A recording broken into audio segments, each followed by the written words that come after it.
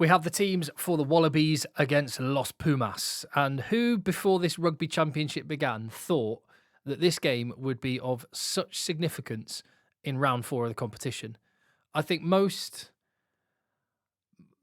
betting men, and I'm not one of those, would have thought that this may have been a bit of an afterthought, and that the main event in terms of the destination of where the rugby championship trophy goes was going to be the game in Wellington. That may well pan out to be the case over 6 rounds, but there's an opportunity for one of these teams to go and win the rugby championship against all the odds. It would be a first for Argentina, and it would be the most unlikely for Australia, given where they have come from. But that is where we're at. Welcome to 2025, where international rugby is in an incredible place. We've got the teams for the Wallabies and the Pumas. I'm going to go through those, give you my thoughts. Let me know yours in the chat down below. Give the video a thumbs up and hit subscribe if you appreciate the content on the channel. And I'll do a combined 23-man squad at the end, just to give us an idea about where the balance of power might lie for this one.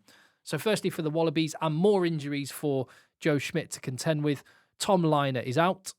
So Tane Edmed comes straight in and leapfrogs James O'Connor, who Schmidt prefers to keep on the bench. And he definitely is developing some bench specialists. And Angus Bell is, with the winning try last week and with some brilliant performances so far, he's almost the absolute, he is a bomb squad on his own. And James O'Connor's maybe carving out that role for the Wallabies too, because the obvious thought would have been to have shifted James O'Connor into the starting lineup. But there you go, Tane Edmed has got an opportunity. Tom Liner, in fairness, had a bit of a shocker last week. But in any case, he's not available to be picked. Len Ikitau, that's the biggest blow for the Wallabies. He has a laceration on his knee. The stitches keep opening up. So he's being rested this week, saving for the Bledisloe games. And so Hunter Paisami, who's a pretty handy backup, comes in. But in the Rugby Championship this year, that fulcrum in the team has been Ikitau.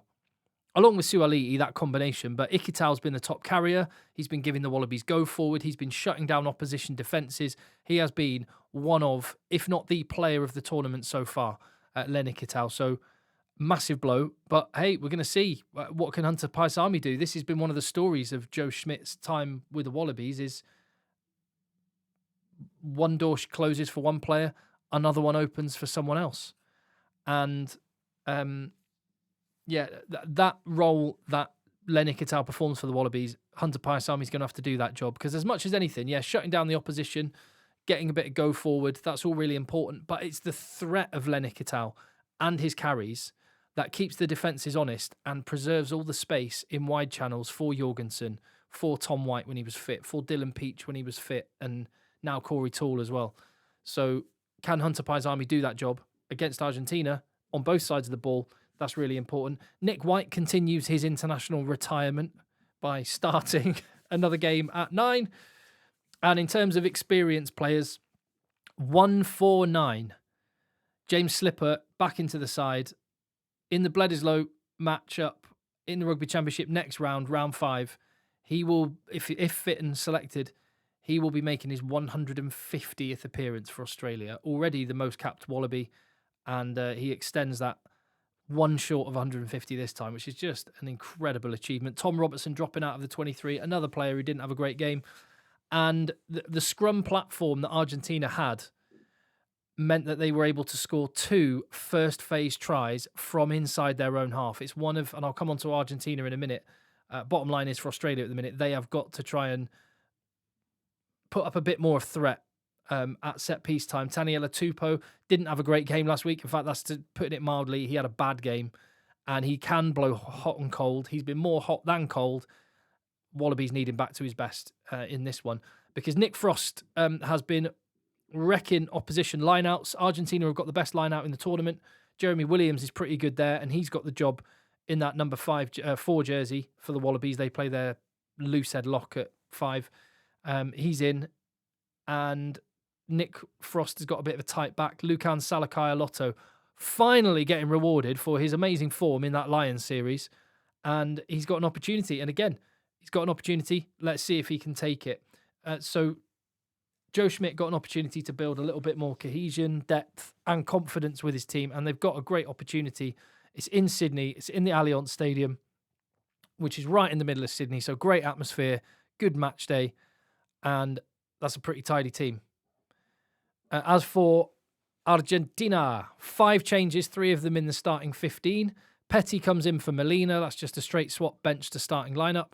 And Guido Petty being on the bench last week and in recent games, that says everything about where Argentina have got to. He's a class player, Champions Cup winner with Bordeaux, long-time servant for Argentina. And, you know, he's behind Molina, but he's got a chance to start from the off this time. Joaquin Oviedo in for Pablo Matera, just continuing the rotation in the back row. It is just basically taking out the 4 players, and they've got 4 incredible back row players: Juan Martin Gonzalez, Marcos Kremer, Pablo Matera, Joaquin Oviedo, and every week one of those guys is on the bench. And now to complete the set, you've had the 4 different combinations, and now completing that with vice captain Pablo Matera on the bench. And Argentina, I mean, there could be an argument for that because they will not want to repeat losing from a winning position last week. Their captain in Julian Montoya was off the field at the end of the game, and he is talismanic for them. Maybe there's an argument. I mean, whilst they would want to start with Matera, and actually he would play 80 minutes probably if he was on the field, but having a Pablo Matera that can come and rip in and crucially have that leadership on the field at the end of a game, that could be very influential. Iskro Fidelgi is the other change to the starting 15. And on the bench, there's a couple of changes. Picardo in for Prisciantelli and Mendy in for Elizalde. In the same way as I sort of look at it and I think, could New Zealand be a little bit vulnerable if a winger gets injured? Could Argentina be a little bit vulnerable if like fullback gets injured? Oh, all these guys, they're just interchangeable footballers, actually, to be fair. They're just good footballers. The sevens element to Argentina, the number of guys in their back line that have come through the sevens program and just have gas to burn, and they've shown it. I mentioned earlier with Australia needing their scrum to be solid. One of the reasons for that is not only are Argentina amazing on the transitions, so if you kick poorly to Argentina and there is space, they will take it, but they will take that space not just from open play, they'll take it from set piece as well. And this is why I think people who don't really understand rugby watch a rugby game and think kicking is boring. It's essential, and it's absolutely at the heart of what Argentina are doing.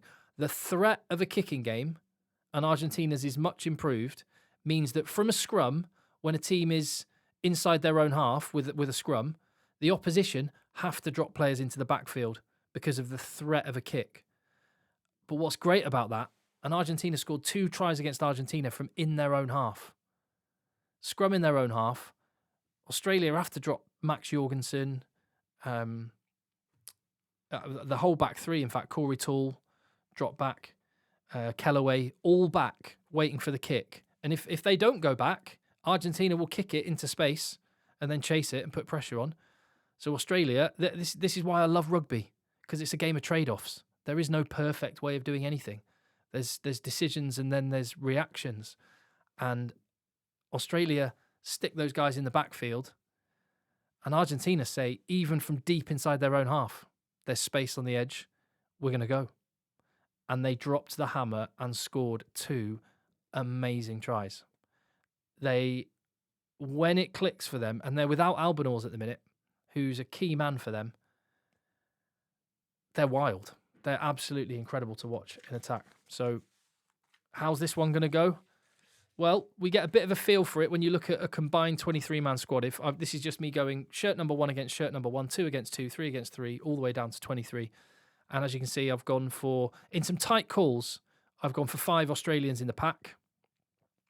I mean, yeah, Oviedo at 8 and Wilson. That's a really good matchup, that one.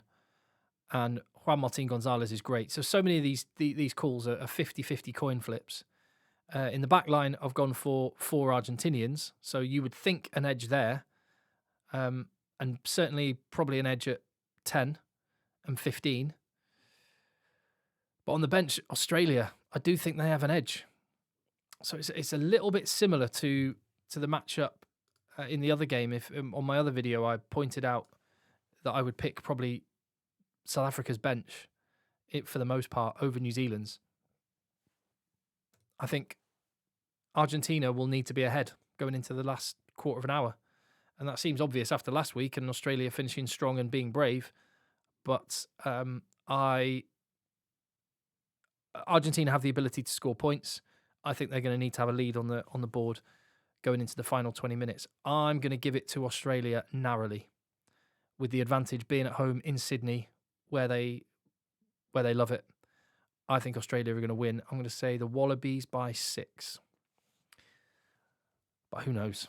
I can't wait. And I'll be up very, very early in the morning. One final thing is Australia, you've put down 5 a.m. as your kickoff time. But you said 5:30 last week. This is UK and Ireland time. You said 5:30 a.m. last time and didn't end up kicking off for 20 minutes. At that time in the morning, every minute counts. So do not let me down again, Australia. Be honest with your kickoff time. I'll see you on the next one.